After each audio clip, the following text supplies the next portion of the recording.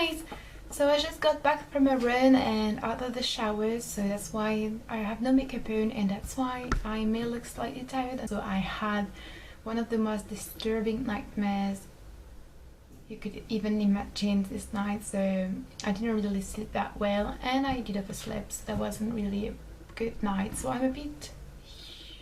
I wanted to talk about anxiety because I did a previous video explaining kind of my own experience with social anxiety and anxiety in general as a generalized anxiety disorder. I don't like talking about my anxiety. It makes me feel very vulnerable in a way that I don't appreciate, and too often, to me at least, it feels like people focus only on that and kind of forget that I'm someone and that all of my behavior is not dictated by my anxiety, and that it's not like you can, predict how I'm going to react in all circumstances, and like people judge you a lot when it comes to mental health. I don't like how people use the words so easily and quickly. I had a very bad experience with social anxiety and anxiety, so it was very, very painful, and it took a few years away from me and it really impacted my whole life. So I don't like it when people use the word anxiety lightly. However, I've been getting a lot of messages ever since I did this video about anxiety, people asking me how I did to get better and if I have any tips and if I'm still, experiencing some effects of the anxiety and stuff. So my anxiety was really, really bad for a couple of years. When I say really, really bad, I mean preventing me from going out, preventing me from going to school, couldn't really take the public transport, had panic attacks very regularly. And what really got me out of this vicious circle was my therapist, and also probably myself, because I was the one to decide that I wanted to see a therapist, even though my mother really pushed me and helped me make that decision. So first tip I could give you is really to seek for help. I know it's not always easy because you don't want people to know, because you cannot afford it, because it's not convenient, because you had bad experiences in the past, but I honestly think there's always a solution. You can talk to your priest, you can talk to your school counselor, you can talk to online resources, you can try to find therapists that will help you and charge you a less price than they would usually. Just don't give a shit about what people are going to think, because your health is really what matters the most. It's still really difficult for me to admit that I have something that has a name, that exists in books, that requires therapy, and that could require medication and stuff like that. Sometimes I really don't want to admit that. Not because I think it's a shameful thing, but because I feel like I'm stronger than that. I have to remind myself that it's not about your strength, Having anxiety doesn't mean that you're not strong. Another one that's really, really big, but that's often misunderstood and sometimes really, really criticized by people, is don't think of yourself only and think of others first. I know that's very, very controversial, but for me, I think that when you have issues like anxiety, depression, eating disorder, any kind of mental health issue that really affects your life and makes you feel bad, thinking of others really, really help, because basically, first of all, it's a distraction, and distractions are most of the time not really good, I admit, but that's a good distraction, because when you go towards others, when you want to help others, when you want to educate yourself about what others are going through, it creates communication, it creates bonds with people, and really, people are a huge factor of recovery and healing. And when you say you can be useful, when you say you can make a change, it makes you feel so much better about yourself, and you realize that you've entered a dynamic, you're moving forward, you're not looking at yourself paralyzed and kind of stagnant. It's not enough most of the time. It's not enough, but it's such a positive thing to have. Be a little bit careful with medication. Many doctors and psychiatrists will jump on medication. In some cases, medication is the answer, or is a big part of the answer.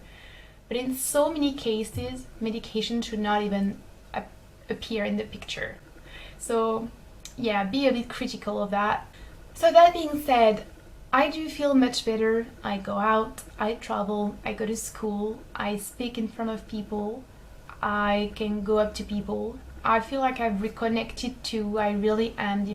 I don't feel like anxiety nowadays because it's very manageable. I don't feel like it's something foreign that would have, kind of jumped on me and it isolated me from the rest of the world. I'm very lucky and I have a lot of privileges and I have lots of amazing people and amazing experiences and amazing opportunities, and I am super grateful.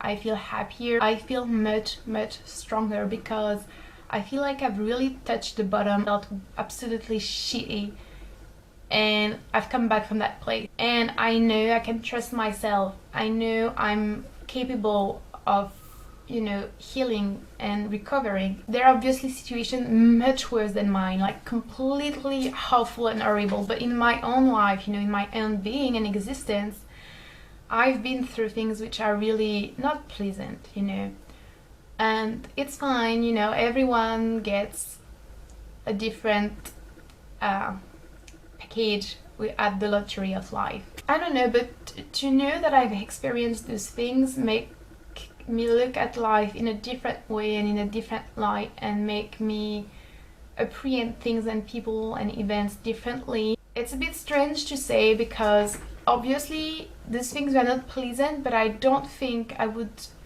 if I were given the chance to go back in time, I don't think I would change things. Maybe a few things, but for the most, I feel like I've learned so much from those bad experiences that now I'm a better person, I think. So, it's how I deal with anxiety. I try to realize that those bad times in my life really made me into a better person. Secondly, control and organization and habits. I've developed a really big habit of controlling everything. I was not like that before, and my friends will tell you. But now I really like cleaning, like a lot. I like cleaning, I like tidying things up a little bit. I like planning, I like having habits, I like respecting hours, times, schedules. I like having things put a certain way. I like exercising, I like eating well. I don't know how to explain that, but I really need a rhythm. I really need something structured and organized to keep my well-being functioning and happening. Control for me has been a big way to cope with anxiety. You have to be careful with that as well, because you could fall into something else, but I'm being careful, so it's fine. I think it's also important to just acknowledge that's happening to you and that it has happened to you as well, and be vocal about it. Not be too vocal about it,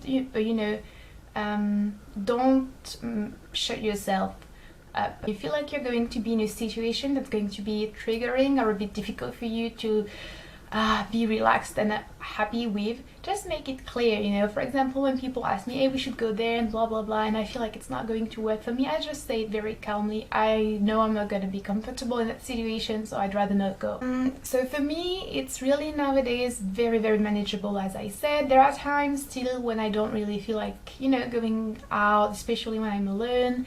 There are many situations that I avoid, but I don't feel like I'm missing out on anything because I'm genuinely not interested in these things. I think the most important thing is to really be kind to yourself.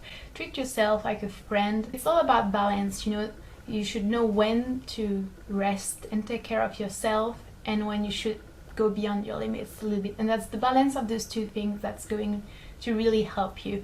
Also, eating well, sleeping well, and exercising really make a huge difference. I hope you find this video a little bit helpful. If you have any tips, feel free to write them down in the comments so that anyone could read and get some help from you guys as well.